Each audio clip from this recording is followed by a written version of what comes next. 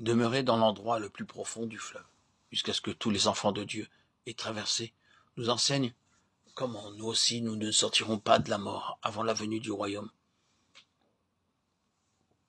Par bonheur, Josué, qui est le type de Christ, donna l'ordre, sortez du Jourdain.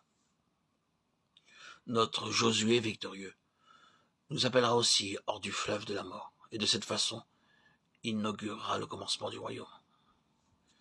Bien souvent, les croyants que nous ne sommes pas désobéissants au plein sens du terme. Nous ne sommes pas cependant pleinement obéissants. Ce n'est pas que certaines personnes refusent de payer le prix, mais c'est plutôt qu'elles le paient insuffisamment. Pour beaucoup, le problème ne réside pas dans le fait de donner ou non l'argent du Seigneur, mais plutôt dans la déficience du don à l'égard du Seigneur. Luc 14, 25 à 35. Gethsémane est accessible par le chemin de la croix. Sans l'œuvre de la croix, nul ne peut dire « comme toi tu veux » Matthieu 26, 39. Nombreux sont ceux qui aspirent à l'appel d'Abraham, mais qui ont en horreur la consécration du mont Moria. Suis-je irrité par la vie facile et sans souci de mes voisins? Qu'importe cela. Dieu me place dans le lit du fleuve pour être son vainqueur.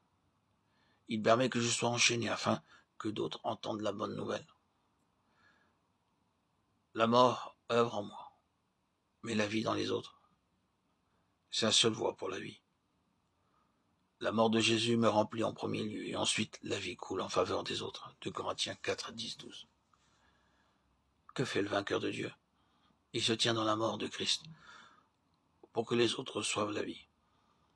Nous devons donc expérimenter la parole de Dieu avant de pouvoir l'apporter aux autres. La lumière de la vérité doit d'abord devenir vie en nous, avant que cette lumière ne puisse être transmise aux autres.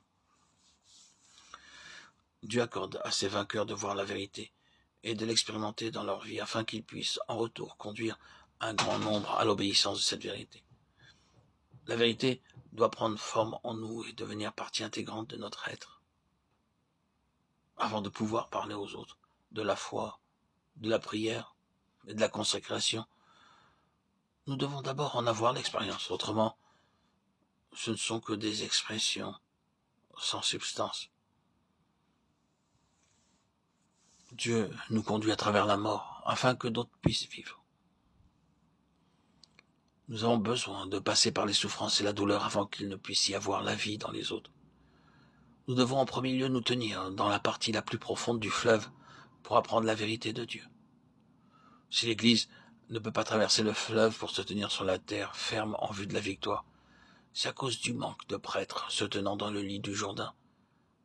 Seuls ceux qui demeurent dans les profondeurs du Jourdain pourront éveiller de l'intérêt chez les autres.